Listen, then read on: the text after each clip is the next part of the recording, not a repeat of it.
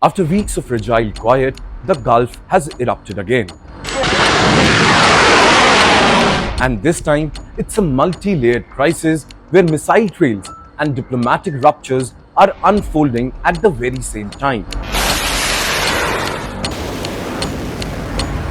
An overnight US strikes on an Iranian military site, Iran's retaliatory hit on a US base, interceptions over Kuwait, a presidential threat to bomb Oman, and most importantly, Saudi Arabia's refusal to normalize ties with Israel now form a single combustible tableau. Well, taken together, all these developments signal not just another exchange of fire, but a deeper geopolitical reordering in a Gulf that suddenly looks anything but stable.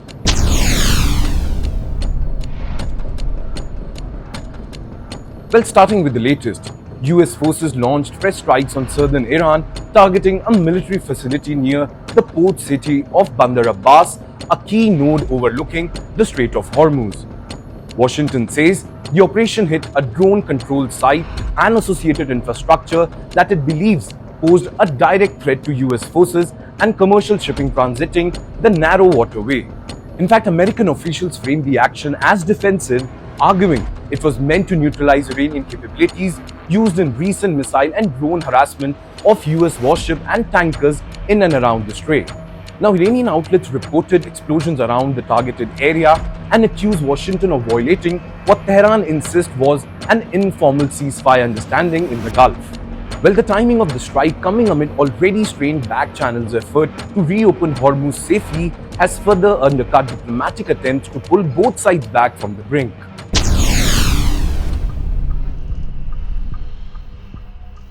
Now, Tehran has responded by striking an American military installation, underscoring its stated position that it will retaliate on US bases and assets if attacked.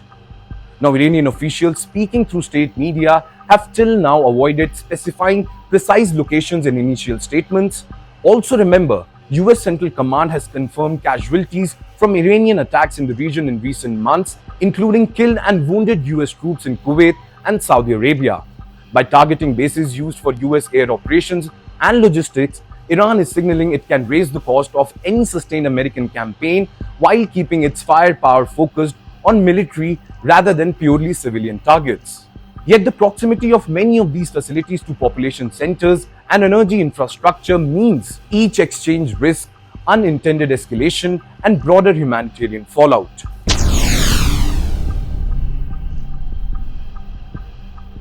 Now, Kuwait's skies again turned into a live fire zone, with the army announcing that its air defenses were engaging hostile missiles and drone attacks across the country.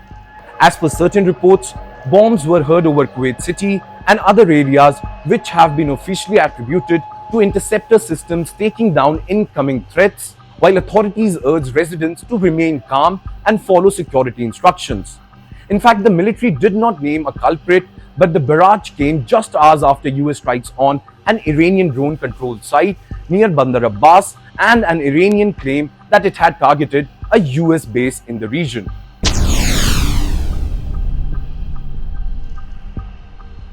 Now, as missiles fly, the diplomatic temperature has spiked further after US President Donald Trump appeared to openly threaten military action against Oman, a US ally and traditional regional mediator. Asked whether he would accept a short-term deal allowing Iran and Oman to jointly control the Strait of Hormuz, Trump flatly rejected the idea, insisting the waterway is international waters and nobody will control. He then warned that Oman must behave like everybody else or the US would have to blow them up. Remember, Trump's comments came amid reports on Iranian state television of a draft memorandum between Tehran and Muscat for joint management of the strait. Well, claims that Washington has dismissed as fabricated. But the worrying part is, by publicly threatening a partner state over hypothetical arrangements, Trump has injected fresh uncertainty into the US alliance network at precisely the moment Washington is relying on Gulf bases, overflights, and most importantly, maritime cooperation to sustain its operations.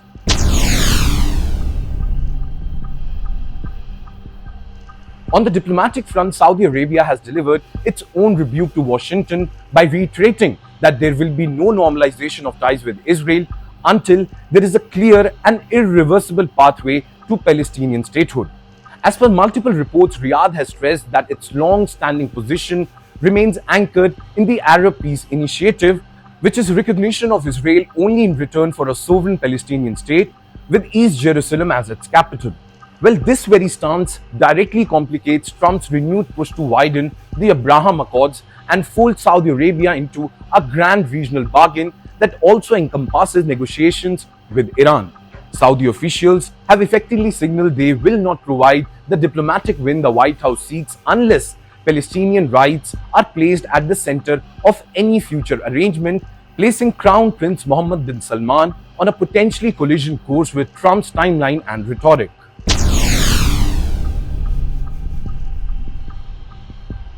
Now, what is unfolding in Gulf is more than a familiar cycle of strikes and counter-strikes. It is the emergence of a harsher Gulf geometry in which US military operations, Iranian retaliation, and divergent positions among Washington's Arab partners are all feeding into the same storm.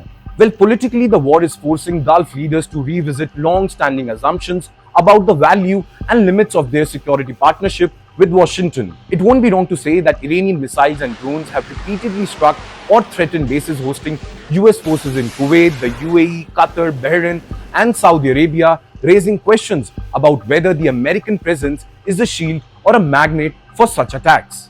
In fact, analysts and officials across the region now openly discuss whether hosting major US installations have deterred conflict or instead placed Gulf infrastructure on the front line of a confrontation they did not choose. Now let's talk about strategic implication and what future could look like. Well, there could be three broader scenarios for the next phase of this very crisis. A wider regional war drawing in Gulf militaries, a US-led or international maritime operations to reopen Hormuz, or a phased diplomatic process brokered through straits like Pakistan, Oman, and Qatar. But remember, none of these paths is risk-free.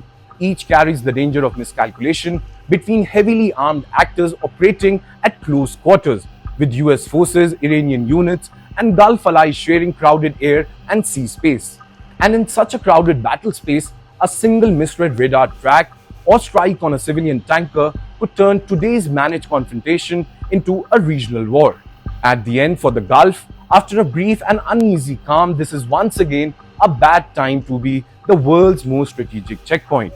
And that's a wrap on today's edition of From the News Desk. Thank you so much for watching, and I'm Yash Goyal signing off for Times Now Digital. Until next time, take care and keep watching this space for more such videos.